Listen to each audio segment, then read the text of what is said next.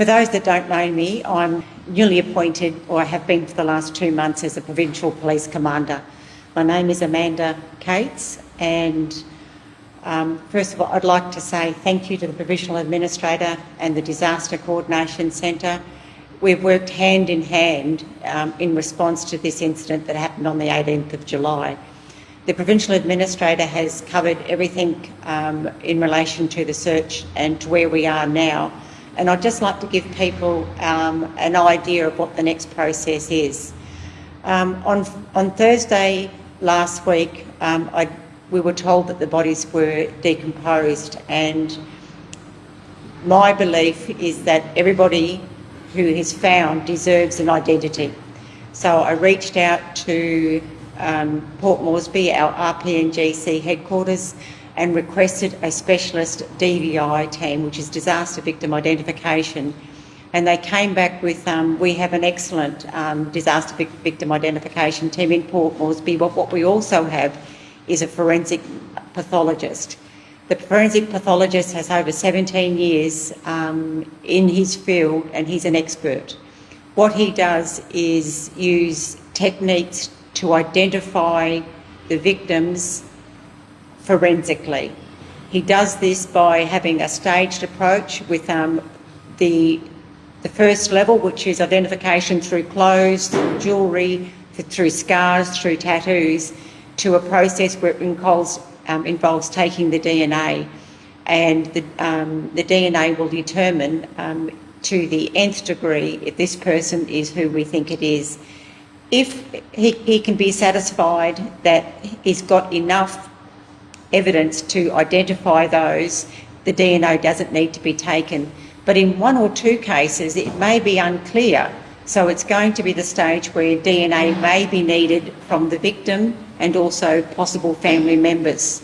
And this is what's going to cause a delay. The autopsies will commence tomorrow morning. We've got 13 bodies that we need to do autopsies. It is categorically, because of this incident, is going to be a coronial matter. There is no choice, but the autopsies have to be carried out. And that's clear cut. So he'll start the autopsies tomorrow. He'll have the families coming in. They've all filled out the forms.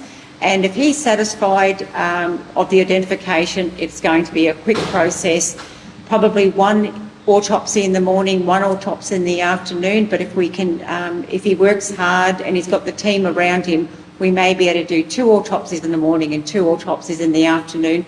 So in actual fact, the autopsies may be complete by Sunday, but things change. Something might happen, the process might get held up. So I'm saying to everybody, let the process be what it is. We can't rush it, and I'd never ever want to rush it. I want these bodies identified to the best of our possible technology, and it is going to be good. So what's going to happen is, from now onwards, it's a coronial matter. Once the autopsies, so the disaster victim identification team and the doctors will be doing their work.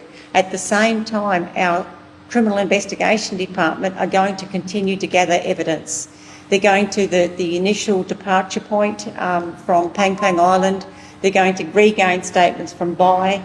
They're going to out to KBN. They've got to actually speak to the people who found the bodies, get the statements. So to collate all that, and what that means is a protracted process. It is really important to say that we will, each week, I will endeavour to issue a statement to the family members themselves to say the status of where we are. Can the bodies be collected? Can we do this? And it's just keeping them appraised of the progress that we're making. The family members deserve this. Social media is not their friend at the moment. They are getting bombarded with incorrect information that is harming them, and they need to get it from a single source. As the Provincial Administrator said, we will be the only ones issuing statements. Our statements will be based on fact, not on supposition, not on, oh, but this, and how about this. It is up to us to present a case to the coroner, and it's going to encompass everything.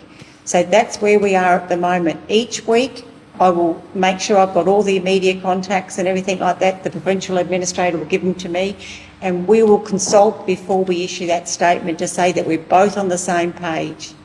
It's critical that we only give factual information. And I state it again, the family deserve this.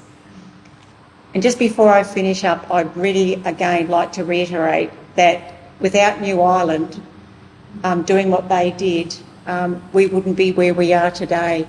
That community, from the provincial government over there to the administrators, to the disaster people, to my counterpart, PPC Albert Belly, they worked tirelessly on behalf of East New Britain and the victims over here and the family members here. I'd like to say thank you so much.